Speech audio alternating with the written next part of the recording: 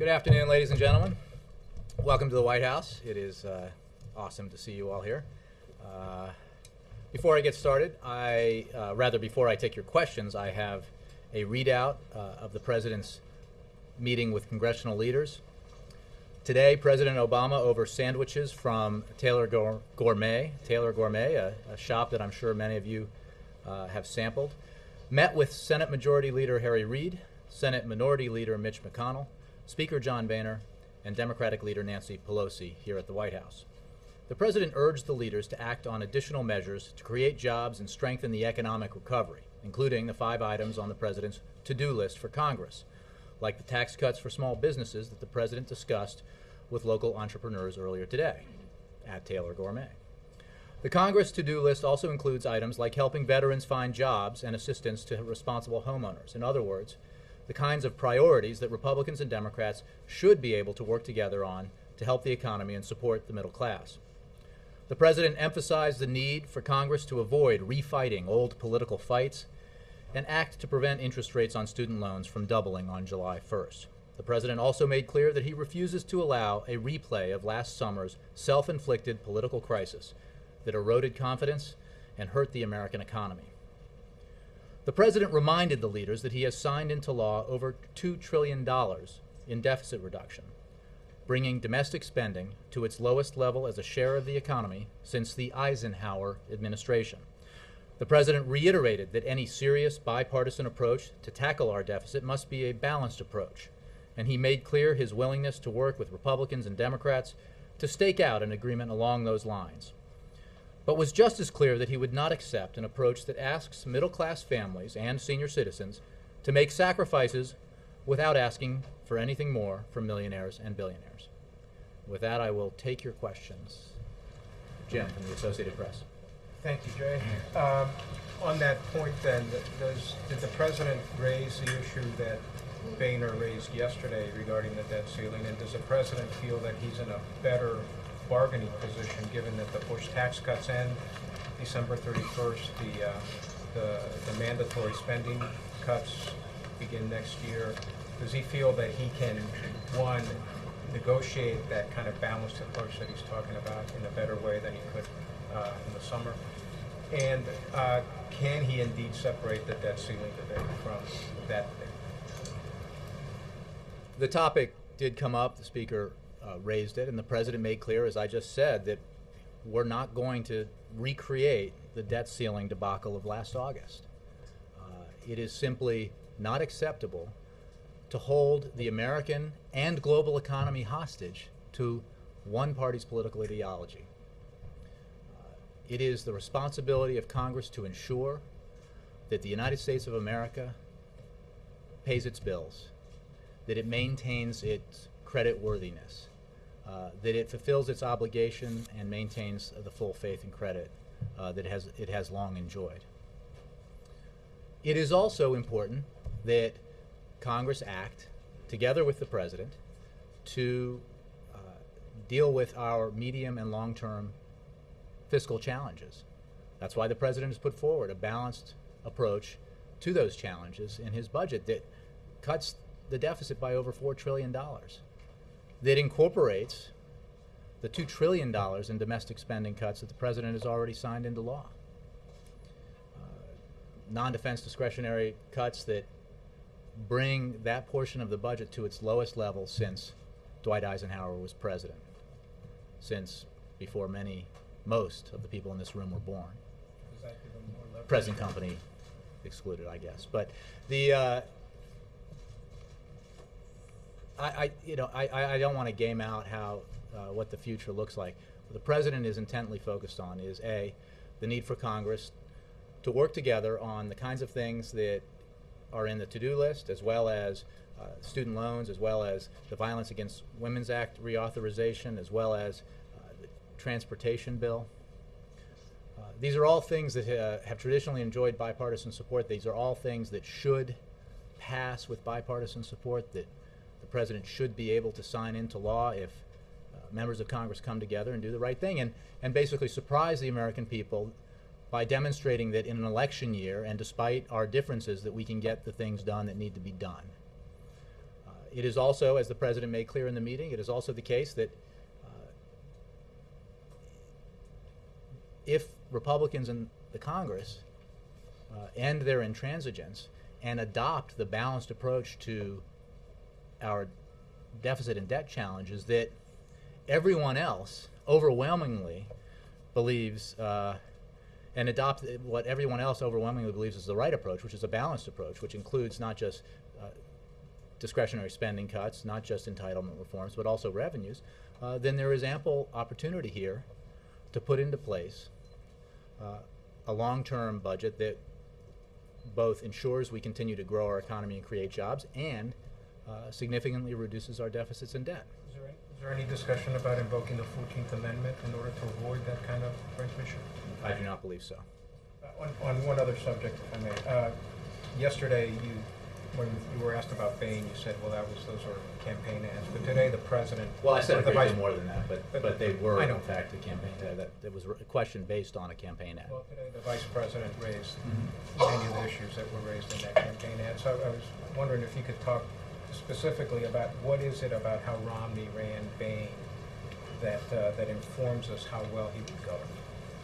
I think, again, this is the kind of question specifically about the campaign that is best directed to the campaign, to the president's campaign. The broader point which I made yesterday is that the president looks forward to discussing with the American people and debating with his opponent what the right vision for America's future is when it comes to the economy, and what the president's record shows about what he believes is the right way to go, and what his opponent's record shows about the approach he might take, both his record and what he's said. I mean, that's what elections are all about, and I think one area of agreement that I've noticed here is that we all think the economy is the number one issue, and the president very strongly believes, as you've heard him say, that in order to ensure that we continue to see the economy grow, to ensure that we continue to see jobs created, and to ensure that the middle class in this country is secure and expands and continues to be the backbone of the nation, we need to invest in the right areas like education and innovation and infrastructure, research and development, clean energy. We need to deal with our deficit and debt in a way that does not ask senior citizens and the middle class to bear all the burden, but asks everyone to do their fair share. And that's a vision that he'll put forward and looks forward to debating in the campaign season. Again, what is it about Bain that... Again, that is a specific question for the campaign, and while a part of me would enjoy the opportunity to engage with that, I would ask you to ask, to take a purely campaign question based on a campaign ad. Well, the vice president, if he was speaking at a campaign event, I think that about the Republican nominee or presumptive nominee, I think you can ask the campaign about that. Representing the campaign, but not the White House. Jim, what's your question exactly? If it's about campaign tactics and why? Why can't you answer the question about Bain? That's all. What is it about Bain that makes it an important issue in this campaign? I can interpret what the campaign has said, which is that the experience of loading up companies with debt, pulling out profits, and in many cases having companies fail and workers lose their jobs, and prior to losing their jobs lose their pensions and other benefits, is not the kind of experience that the president thinks, the campaign thinks is the right experience that you would want to then apply to the country. But again, I think this is a question that the campaign can answer more fully. That's the kind of risk, though, that is inherent to private equity, and the president has used the argument about risk when he's talked and defended the loans to Solyndra. So is there a difference in tackling risk? And I would say that being president entails many other responsibilities, obligations, and decisions that go beyond whether or not the decision to invest in a certain company or just invest in a sector like clean energy. It's an aspect of it, but it is not the complete experience that informs how you make decisions as president. Jay, can you talk about the atmospherics of today's meeting, and also did Speaker Boehner's comments yesterday about the debt ceiling change the tone of the meeting?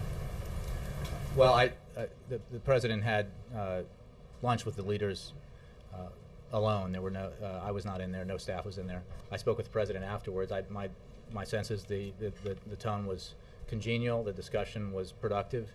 The sandwiches were delicious, and that while the topic was raised and discussed, it was there was no other issue associated with or no problem associated with Speaker Boehner's remarks yesterday. What portion of the meeting was taken up by that? And I know the president wanted to talk about. I think my readout of the meeting and the percentage of time spent on the various topics is a fair representation of the percentages of the meeting and how they broke down. But the president did call the meeting to talk about his to-do list. Mm-hmm. And they spent some time talking about that. They spent some time talking about the fact that, and I think this was noted not just by the president but by others in the room and members of both parties, that in fact the president and this Congress, Republicans and Democrats, have worked together to get a number of things done despite their differences, despite the fact that this is an election year. And I mean, as I've noted before, that includes extending the payroll tax cut, it includes extending unemployment insurance, it includes the Stock Act and the so-called Jobs Act, and it includes the reauthorization of the Export-Import Bank. So, among other things, and the kinds of initiatives that are included in the president's to-do list for Congress are similar to those in that they should be able to garner bipartisan support. They are the kinds of things that, whether it's the assistance to small businesses or assistance to veterans, have traditionally enjoyed both Democratic and Republican support and should this time enjoy bipartisan support. So there was a significant portion of the meeting dedicated to that, and both the items on the to-do list and other things like the Surface Transportation Bill and the reauthorization of the Violence Against Women Act that are other examples of the kinds of things that should be able to get done in spite of the fact that it's an election year. Let me move around here. Olivier, weren't you? Not that long ago, you said it was maybe time to admit defeat on the ceasefire plan in Syria. And then yesterday you came out and you sounded a lot more positive about it. You said it had tamped down the violence there. What's changed? Why the change in tone? Do you think is there still time to admit or possibly time to admit defeat? What's the state of play now? I would simply say that we support the Annan plan. We remain very skeptical about Assad's willingness to comply with the Annan plan. We note that he has yet to comply fully with any of the 6 points within it. We support it, however, because while it is not being fulfilled, compliance is not being met by Assad, it has served to reduce the violence somewhat, which obviously is a good thing. And it serves as a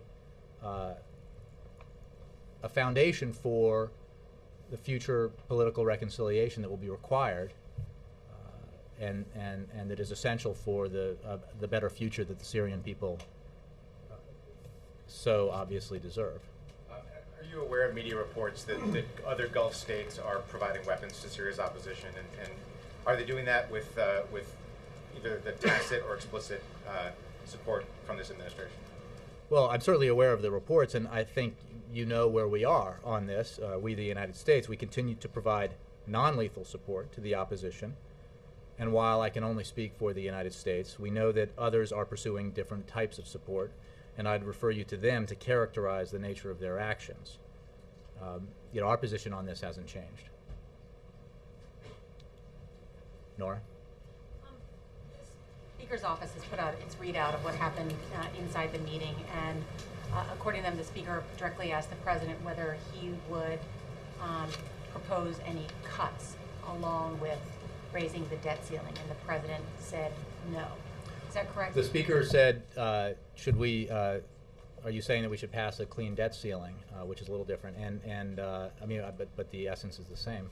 And the President's point was, we should not hold the full faith and credit of the United States hostage to one party's political agenda.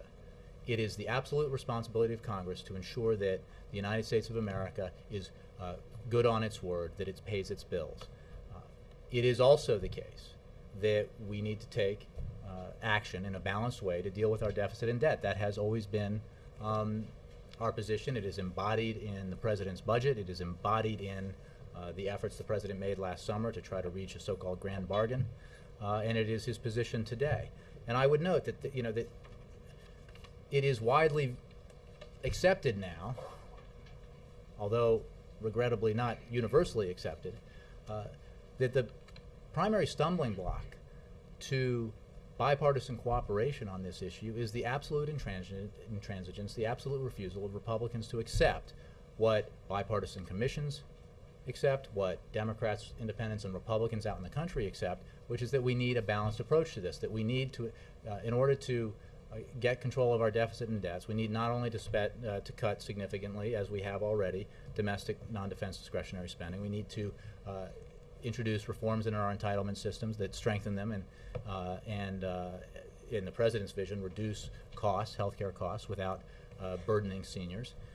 And we need to make sure that everybody does their fair share. We need to include revenues as part of the package. I note, and it stuns me, Nora, if I could just point out, because your question reminds me of something I read at some ungodly hour this morning since my son woke up early, which is that Chairman Paul Ryan of the Budget Committee was on television last night, and he chastised the President for disavowing the Bowles-Simpson Commission, without mentioning that he himself was a member of the Bowles-Simpson Commission and voted no. He voted no to the balanced approach that the Bowles-Simpson Commission recommended, a balanced approach which is mirrored by the President's own budget, a balanced approach which is universally, by those who've looked at this, who aren't elected members of Congress of the Republican Party, viewed as the essential answer to the challenge. Okay, Paul Ryan voted against it, but the President also didn't endorse it or enact any of it. The President put forward a budget proposal that embodies the balanced approach that the Simpson-Bowles Commission, which he appointed, recommended. That is a fact.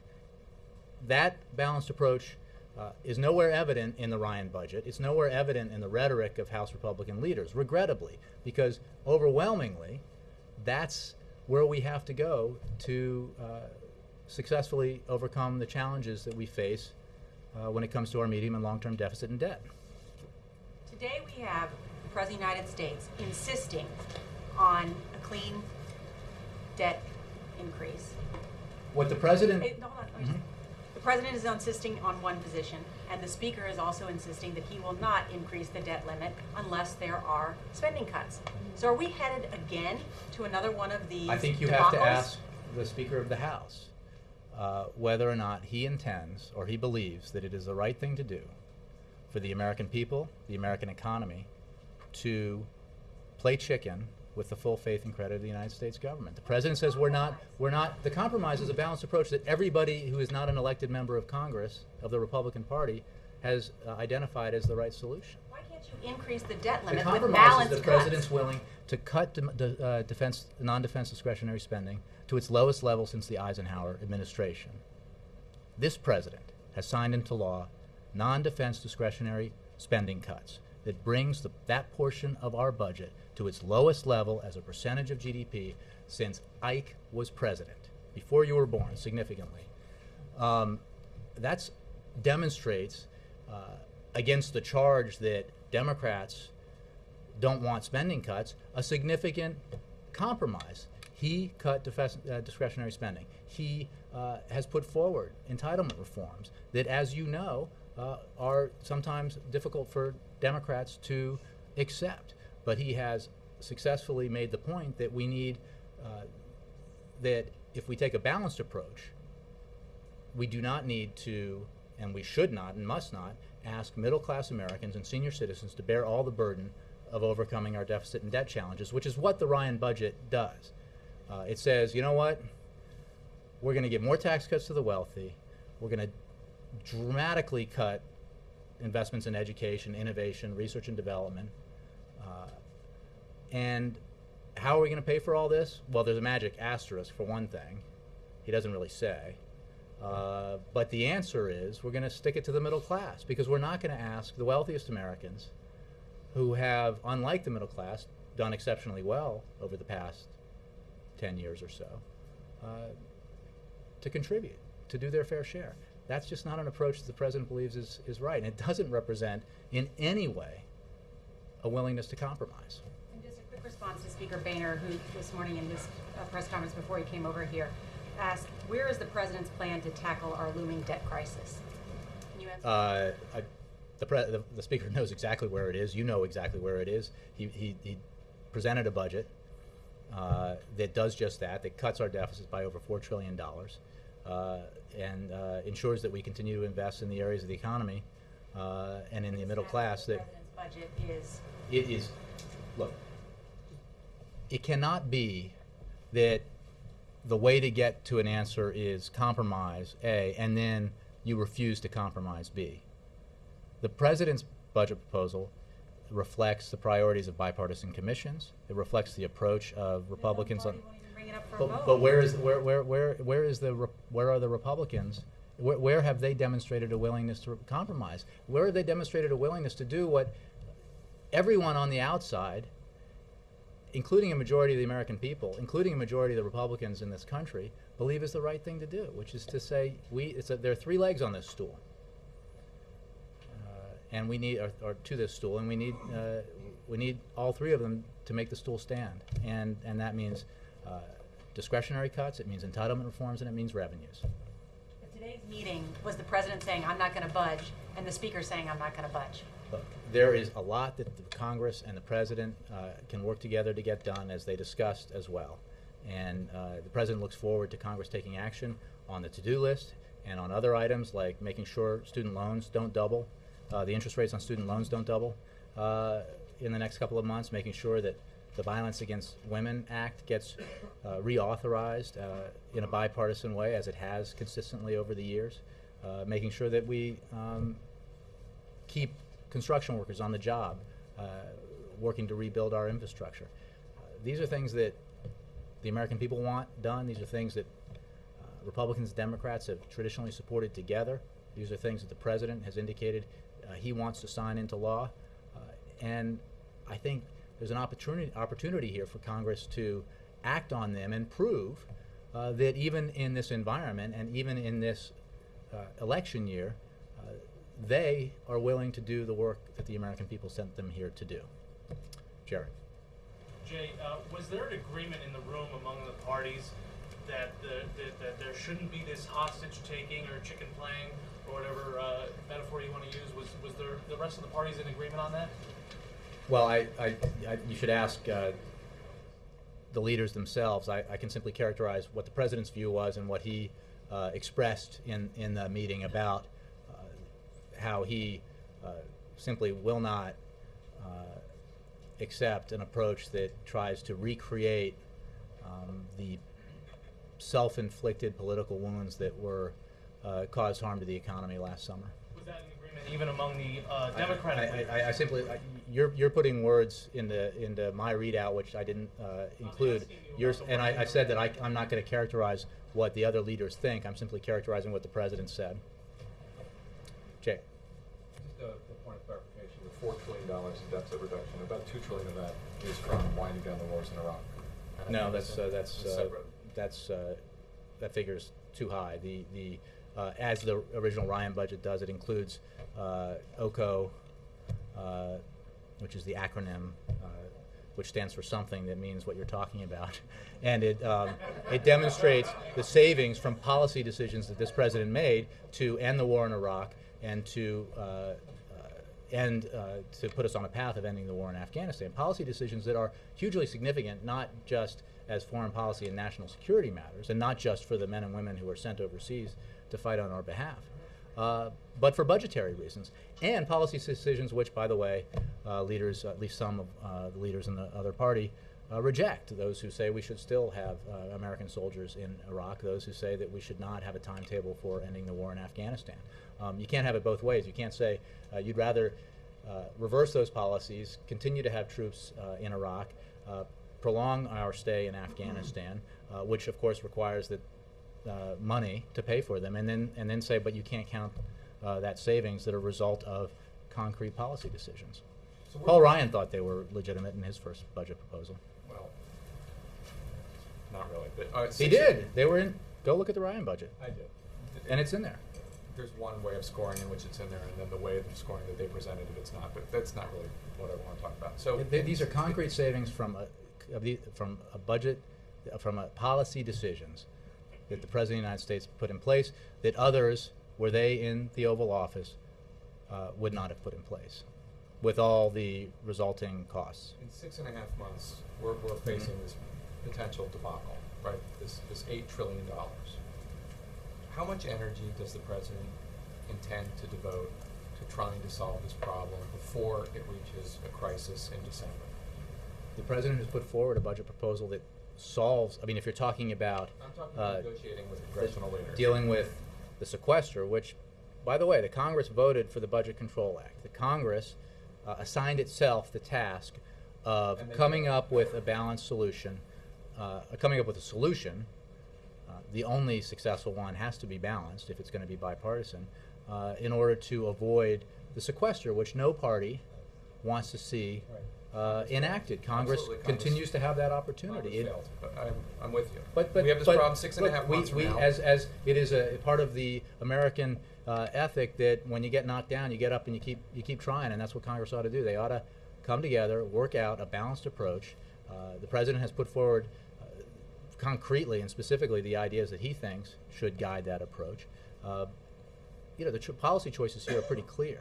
There's been a lot of debate and discussion and serious-minded negotiation on these subjects. So there's an opportunity that remains, as the President made clear in the meeting, and as I made clear in my readout of the meeting, that remains for the kinds of bipartisan compromise around a balanced approach that the budget the President put forward represents. So, just to clarify, the answer is none. The President. That's not true at all. I mean, they talked about it today. The key stumbling block here is that the Republicans in the House refuse to raise any taxes. Refuse to acknowledge that the only way to do this, the only way to come together and get this done, is to adopt the balanced approach that not just the President, but just about everyone else who's looked at this has deemed the right way to do it. So, and as I've said on a number of issues, the President accepts the fact that just because he says he believes it's the right thing to do, Republicans may not then do it, but they have constituents they need to answer to. And one of the more remarkable things about the apparent desire to recreate the debacle of last summer that was precipitated by the same approach the Speaker of the House suggested we adopt again, is that the American people thought it was a terrible thing. And I don't think they would reward leaders who suggest that the right way to fulfill their responsibility as leaders is to risk tanking the American economy. That's just terrible. That's not leadership. That's a failure of leadership. And the right way to get something done is to agree that you're not going to get everything you want, and look at what so many people have put forward as the necessary path for bipartisan compromise. The 1.2, I think it's $1.2 trillion in cuts that are the sequester cuts that automatically kick in. If the Bush tax cuts, $4 trillion worth, expire, would that eliminate the need to sequester $1.2 trillion in cuts? That's well, $4 trillion mathematically it might be so. I haven't done the analysis myself, but the President, as you know, believes we should extend tax cuts for the middle class, and we absolutely should end Right, no, unnecessary but tax you cuts also feel for the like wealthiest Americans. That not everybody's going to get everything they want. So I was just wondering, is it possible? Well, that way- wouldn't represent everything we want. We, you know.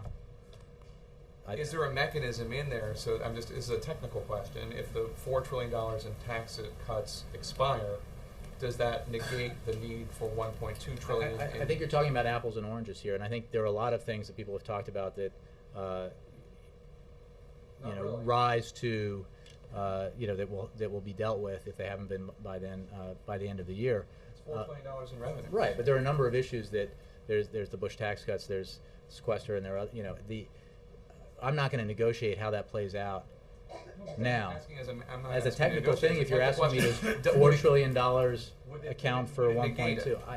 it doesn't negate it. These are policy decisions that policymakers have to make about where they think this country ought to go in terms of the policies we ought to adopt that will help grow the economy and deal with our fiscal challenges. And there are a lot of decisions to be made. What is helpful in this case is that the universe of options has been pretty thoroughly explored over the last several years as we've had commissions and negotiations and budget proposals put forward.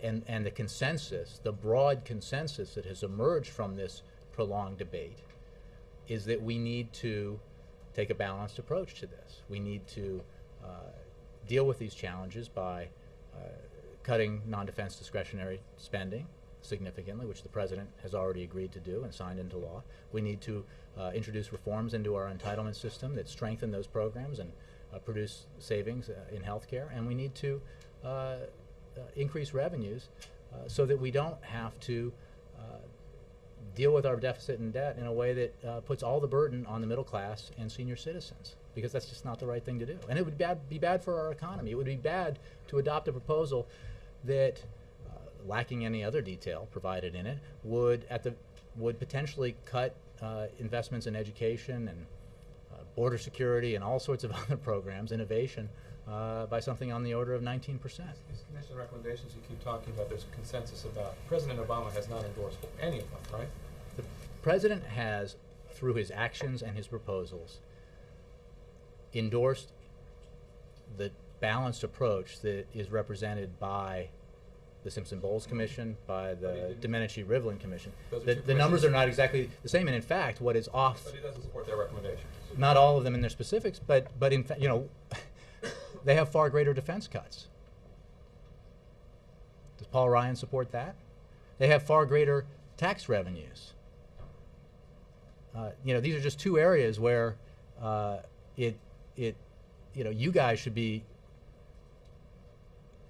calling out folks who say, well, we should be supporting this commission, when in fact it includes proposals that they wouldn't come near to with a 10-foot pole.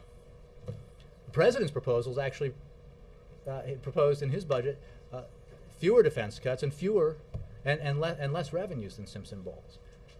Another example of his willingness to compromise. This is, the outline of what needs to be done is clear. It has been clear for a long time. It is supported broadly by the American people. It is supported by Democrats, Independents, and Republicans, bipartisan commissions, graybeards, young academics, all sorts of experts. Yeah. Senate Democrats today are going to vote to reject the president's budget. I wonder what the administration's response is to that.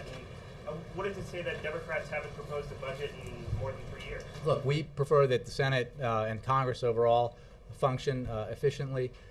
As you know, the vote that you referred to is yet another gimmick, and that's why it will get the tally will come out the way it does. It represents a decision by Republicans to, instead of acknowledging that the only solution here is a bipartisan solution, to sort of waste time with gimmicks. There is an avenue here, as I've been discussing, and I'll stop waxing on about it. But the approach that we need to take is clear to everyone, except apparently a significant portion of the Republicans in Congress. Alexis, and then Sorry, go Geithner said this week, as you know, that Treasury possesses the tools on the debt ceiling to extend that probably into the new year to try to separate it from the lame duck session and the cliff. So I just wanted to clarify, is it the president's preference to try to extend it as far away from the December lame duck session as possible to keep those? I think I would refer you to the Treasury Department. I don't recall that specific statement by Treasury, and I won't venture into the measures that Treasury takes in dealing with those kinds of situations, as it did last year and as it has in the past. So, I mean, the president's preference is that Congress adopt a balanced approach to our deficit and debt challenges. I think he's been pretty transparent about that. He's been pretty transparent about his willingness to accept cuts in programs that in a different situation he would rather not cut, but that represents a compromise. He recognizes the need to introduce some reforms in Medicare and Medicaid so that we can strengthen those programs and ensure that those guarantees remain for our citizens. And he also believes strongly that we need to make changes in our tax system so that it's more balanced, so that a middle class that was squeezed in the decade prior to the recession does not get further squeezed and burdened with the responsibility alone of resolving our deficit and debt challenges. But that the wealthiest Americans who, as you know, you guys have all reported on this, who in that same period when the middle class saw its incomes stagnate or decline, saw overall its incomes increase dramatically. I think that balanced approach is entirely sensible, and that's why it has earned the support of so many outside observers, and including former Republican office holders. The president believes that's the way we have to go.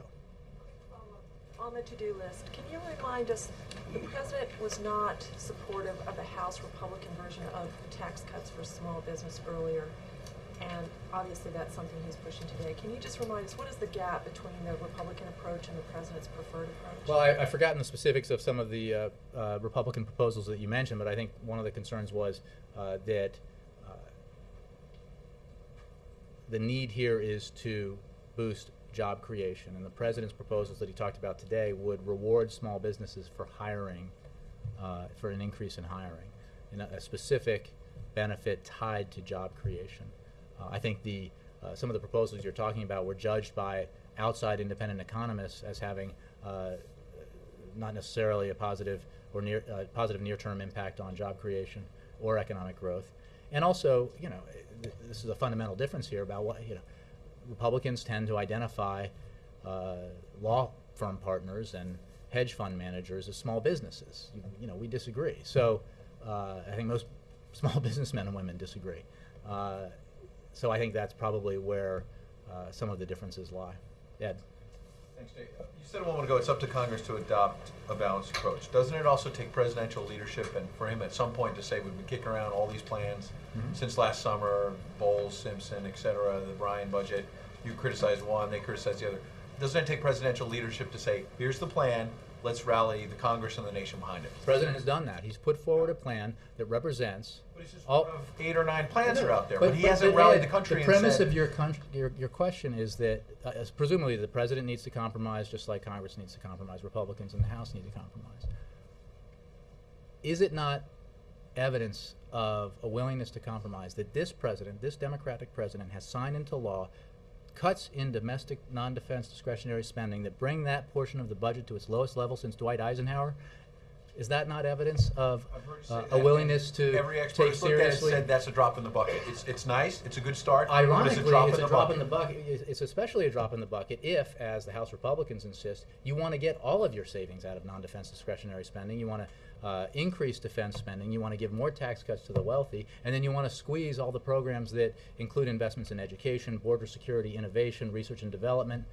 That is not a balanced approach. That is not not only is it not fair to middle-class Americans and seniors and others who would bear the burden of that approach, it's bad for the economy. Like, where do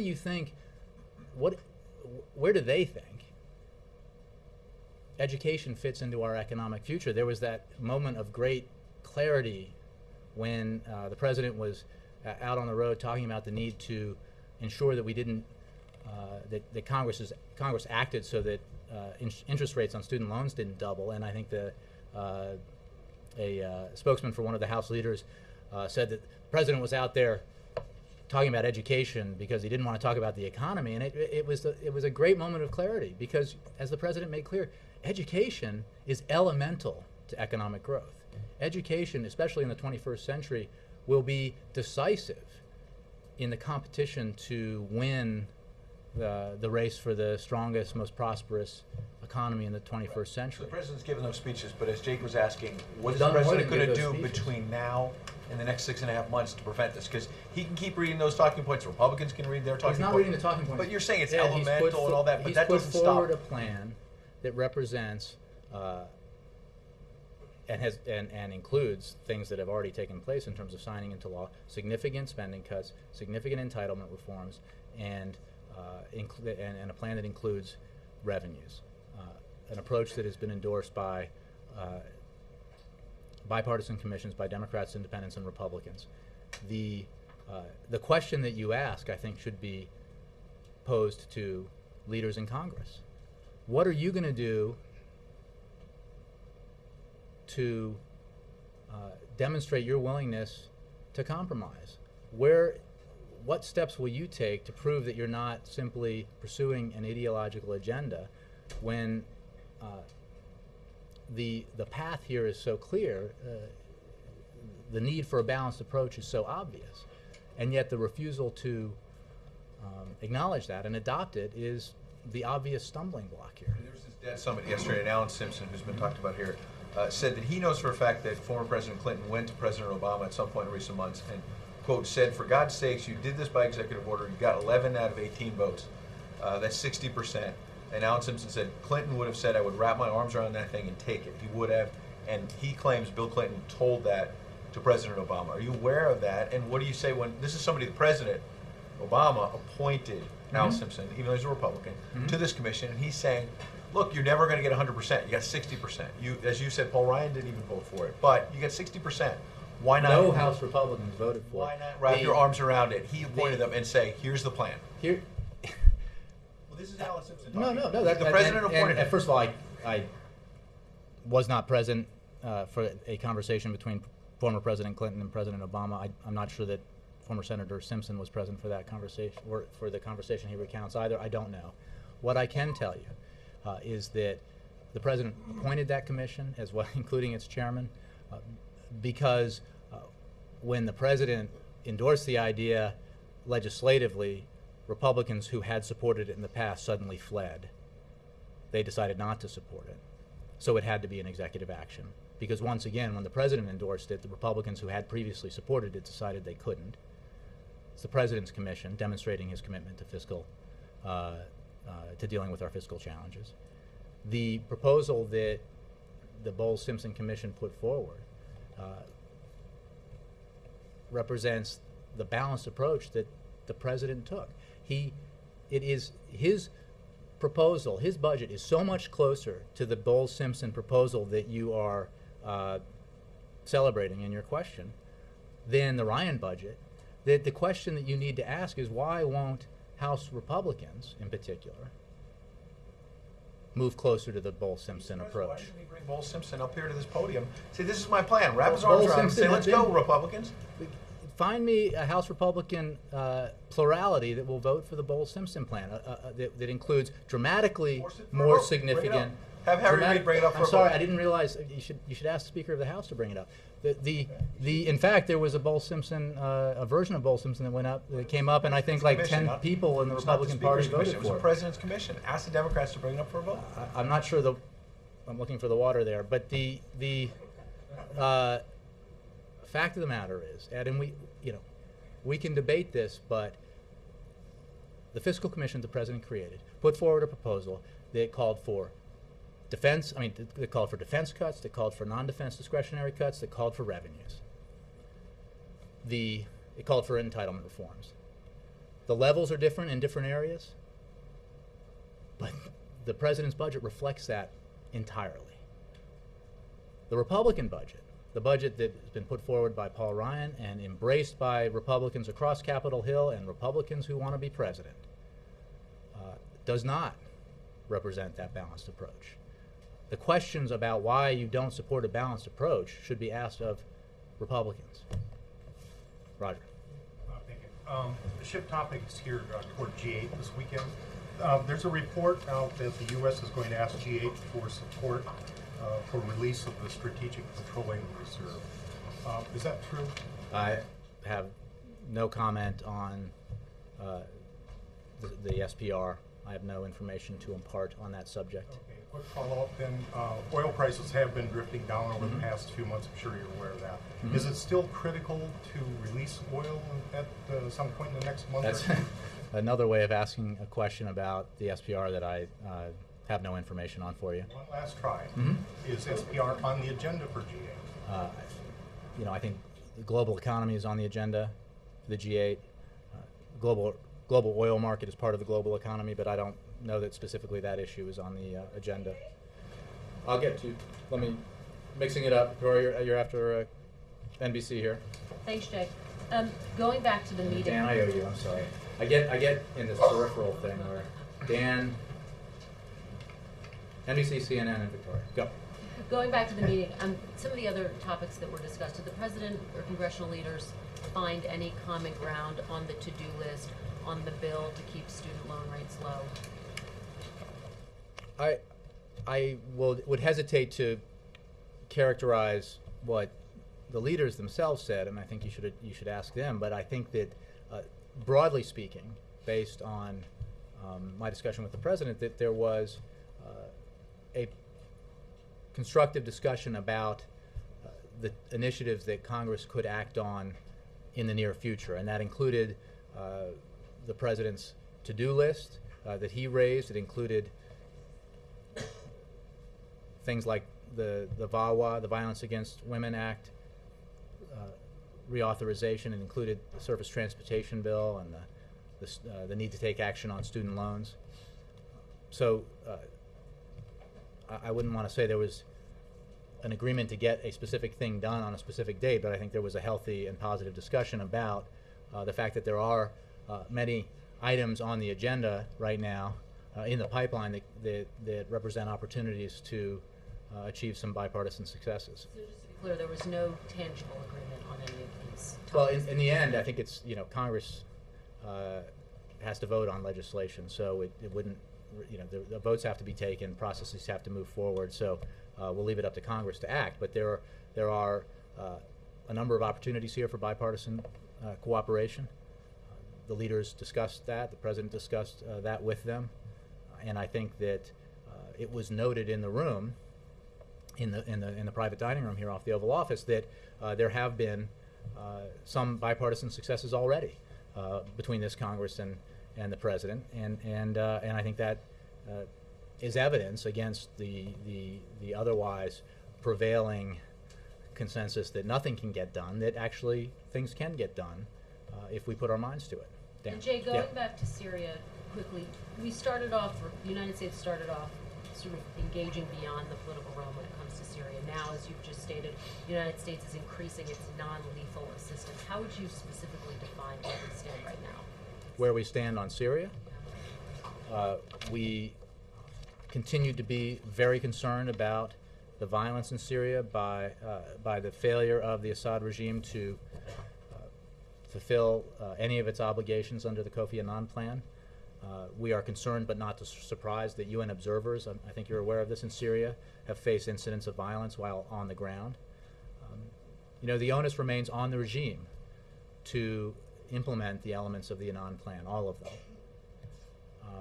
We have to give the Annan effort and the UN supervising mission in Syria a chance to succeed, because those efforts, coupled with our ongoing and international efforts to increase pressure on the regime and support the opposition, remain the best option for the political transition the Syrians so desperately want and deserve. But how long do you give them a chance to succeed? I mean, the violence is still continuing. Well, at what point there's do you no say question, this and I plan think has we've been extremely blunt about the fact that we remain very skeptical of Assad's intentions. We are working with our international partners through the Friends of Syria, as well as at the United Nations and on the Security Council. And we will, when appropriate and as necessary, discuss next steps. But we are now supporting the Annan Plan, supporting that mission, because it has brought about some positive developments, at the very least a reduction, not an elimination, of violence. And as I said, it embodies the best option here for the political transition that the Syrians so desperately want. Dan. Just to follow on Kristen's question on the to-do list, Mhm. you keep striking an optimistic tone and saying that this is something that Congress should act on. Mhm. But will they? I mean, what are the chances that anything on that list will get done? Let me consult my magic 8-ball here. Well, I think I am. I can't guarantee, and no one should, that Congress will do one thing or the other. What I do think has already been proven is that even in this environment and with this Congress, the capacity remains to pass legislation with bipartisan majorities. We've seen that with the extension of the payroll tax cut. We've seen that with the passage of the Stock Act and the Jobs Act, with the recent passage of the reauthorization of the Ex-Im Bank, which is not a huge thing, but an important piece of business that will help our exports to continue to grow and be a vibrant part of our economy. These are steps that we can take with Congress to do the people's business. And the list that the President put together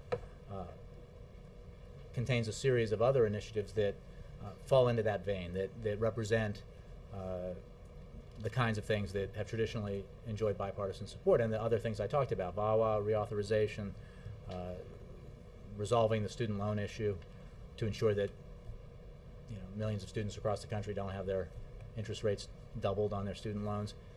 These are things that can be done, and I'm optimistic, and the President's optimistic, because they are so self-evidently necessary and achievable. Yeah, when you listen to folks up on the Hill or some of the pundits, there seems to be so much skepticism around this that anything will actually happen, and that this is Well, I don't more know that of a there's show skepticism. that won't get you anywhere. I don't know that there's skepticism about the ability to get some things done. There remains, I suppose, skepticism about the ability of this Congress to tackle some of the big issues, because they failed to do that. They, as recently, as last fall when they had the super committee to deal with the task assigned to them by the Budget Control Act. But it is a fact that this Congress, notwithstanding all the due skepticism and cynicism, extended the payroll tax cut, extended unemployment insurance, passed the Stock Act and the Jobs Act, and these are things the President supported and was able to sign into law. And the other items that he put forward are similar in that they can enjoy bipartisan support. And I think what your question elucidates is that while there are things that we obviously disagree on, even though that is the case, there are things that we can agree on, and it is good for the American people, good for the American economy, good politics, I would suggest, for members of Congress to get some things done that will help the economy and help the middle class. And another question on China and North Korea. Just wondering if the White House has seen any evidence at all of China putting more pressure on North Korea to essentially change its ways, abandon any future nuclear tests. Well, I have nothing new to report to you on that. We obviously have ongoing consultations with the Chinese as well as others in the region and around the world about North Korea. We have, as you know, because I've discussed it in the past, as have others, encouraged the Chinese to use their influence with the North Koreans to affect their behavior, and that continues to be our position. But I don't have anything new to report to you on that. Thanks, Jay. You said me. Yes, Victoria, I said you. I knew there was somebody. I was trying to remember. You are my last question. Thank you. At the G8 summit, is the president going to encourage the Europeans to move away from austerity towards more of a growth strategy? Well, I can tell you that the president's message to the Europeans and the position that he will bring to the G8 that he is hosting at Camp David is the same message that and position that he brought to Cannes for the G20, which is that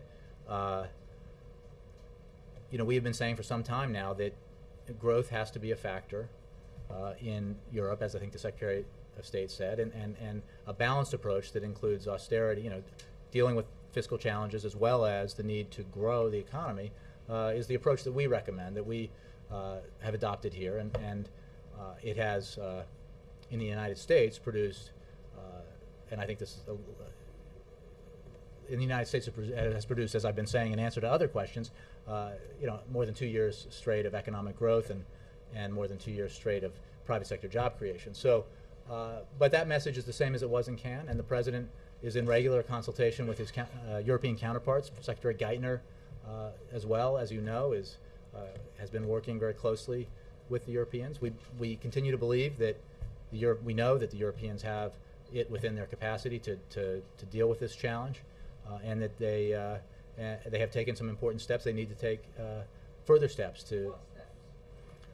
Well, we're not prescribing actions here, but I think that it's there are two areas here that they have been addressing and will continue to address, which is the need to build the firewall that's necessary to meet the challenges posed there, and to, in various countries, adopt the reforms that are necessary. Now, the balanced approach that we've talked about, that Secretary Clinton talked about today, and Secretary Geithner and others have talked about in the past, the President, is one that we believe has worked here for us, is the right approach, that you need to address the need for growth in Europe and the need to put people to work, including and especially young people in Europe, and that I'm sure will be, broadly speaking, the message the President will have when he meets with leaders at Camp David on Friday. Thanks very much.